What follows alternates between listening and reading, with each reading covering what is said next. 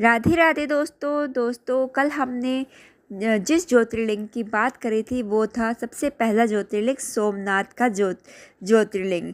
तो आज हम बात करेंगे अर्जुन की, जो आंध्र प्रदेश में कृष्णा नदी के तट पर श्री शैल नाम के पर्वत पर स्थित है। इस मंदिर का महत्व भगवान शिव के कैलाश पर्वत के समान कहा गया है। अनेक धार्मिक शास्त्र इसके धार्मिक और पौराणिक महत्व की व्याख्या भी करते हैं। कहते हैं कि इस ज्योतिर्लिंग के दर्शन करने मात्र से ही व्यक्ति को उसके सभी पापों से मुक्ति मिल जाती है। एक पौराणिक कथा के अनुसार जहाँ पर यह ज्योतिर्लिंग है उस पर्वत का जो आकार है, शिव का पूजन करने से व्यक्ति को अश्वमेध यज्ञ के समान पुण्य फल प्राप्त होते हैं। दोस्तों, आंध्र प्रदेश में कृष्णा नदी के तट पर दक्षिण का कैलाश कहे जाने वाले श्री शैल पर्वत पर श्री मल्लिकार्जुन ज्योतिर्लिंग स्थित है।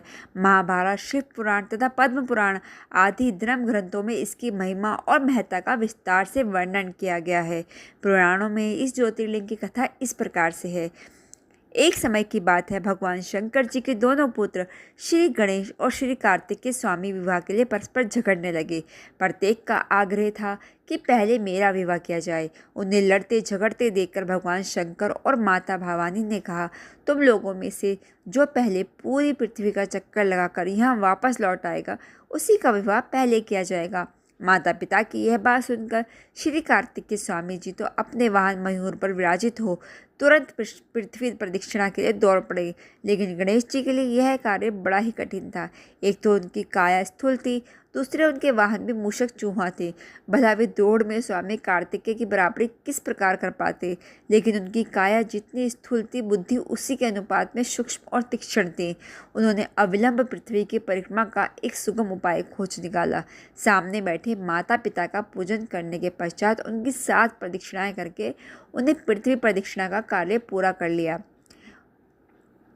पूरी पृथ्वी का चक्कर लगाकर स्वामी कार्तिकेय जी जब तक लौटे तब तक गणेश जी की सिद्धि और बुद्धि नाम वाली 2 कन्याओं के साथ विवाह हो चुका था और उन्हें शेव तथा लाभ नामक 2 पुत्र भी प्राप्त हो चुके थे। यह सब देखकर स्वामी कार्तिकेय जी अत्यंत रुष्ट होकर क्रोध होकर पर्वत पर चले गए। माता पार्वती वहां उन्हें मनाने पहुंची। पीछे शंकर भगवान वहां पहुंचकर ज्योतिर्लिंग के रूप में प्रकट हुए और तब से मल्लिकार्जुन ज्योतिर्लिंग के नाम से प्रख्यात हुए। इनकी अर्चना सर्वप्रथम मल्लिका पुष्पों से की गई थी। मल्लिकार्जुन नाम पड़ने का यही कारण है। एक दूसरी कथा यह भी है दोस्तों कि इस शैल पर्वत के निकट किसी समय राजा चंद्रगुप्त की राजधानी थी। किसी विपत्ति विशेष के निवारण उनकी एक कन्या महल से निकलकर इस पर्वतराज के आश्रम में आकर यहाँ के गोपों के साथ रहने लगी। उस कन्या के पास एक बड़ी ही शुभ लक्षणा सुंदर श्यामा गो थी। उस गौ का दूध रात में कोई चोरी से दूह ले जाता था। एक दिन संयोगवश उस राजकन्या ने चोर को दूध दुहते देख लिया और क्रोध होकर उस चोर की ओर दौड़ी।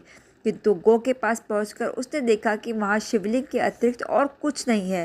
राजकुमारी ने कुछ समय पश्चात उस शिवलिंग पर एक विशाल मंदिर का निर्माण कराया। यही शिवलिंग मल्लिकार्जुन के नाम से प्रसिद्ध है। शिवरात्रि के पर्वत पर यहाँ बहुत बड़ा मेला भी लगता है। दोस्तों, इस मल्लिकार्जुन शिवलिंग का दर्शन, पूजन एवं अर्चन करने वाले भक्तों के सभी सात्विक मनोकामनाएं पूर्ण हो जाती हैं।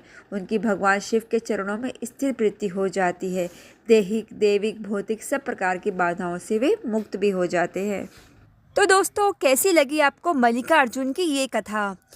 अगली कथा सुनने के लिए आप हमारे चैनल को जल्द से जल्द सब्सक्राइब कर लीजिएगा और इस कहानी को ज़्यादा से ज़्यादा लोगों में शेयर करना बिल्कुल भी मत भूलिएगा। राधे राधे, बम बम भोले।